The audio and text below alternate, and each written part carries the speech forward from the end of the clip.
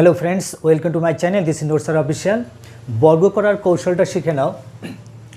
50 থেকে 41 বাদ দিলে কত থাকে? 9 থাকে। 9-এর বর্গ করলে কত? 81। 25 থেকে 9 বাদ দিলে কত হয়? 16। 50 থেকে 42 বাদ দিলে কত থাকে? 8। 8-এর বর্গ করলে কত? 64। 25 থেকে 8 বাদ দিলে কত? 17। ঠিক এইভাবে এই অঙ্কগুলো তোমরা নিজেরা করো। এইটা করে দিচ্ছি, দেখো। 50 থেকে 47 বাদ দিলে কত থাকে?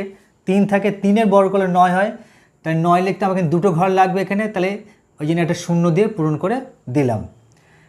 এবারে 25 থেকে 3 বাদ দিলে কত হয়? 22। ঠিক এরকম। তাহলে 50 থেকে 48 বাদে 2 থাকে। 2-এর বর্গ করলে কত? 4 হয়। এখানে দুটো ঘর লাগবে, একটা শূন্য দিয়ে পূরণ করে দিলাম। এবার 25 থেকে তাহলে হচ্ছে 2 বাদ দিলে কত থাকে? 23 থাকে। তাহলে এই অঙ্কটা তোমরা নিজেরা করবে।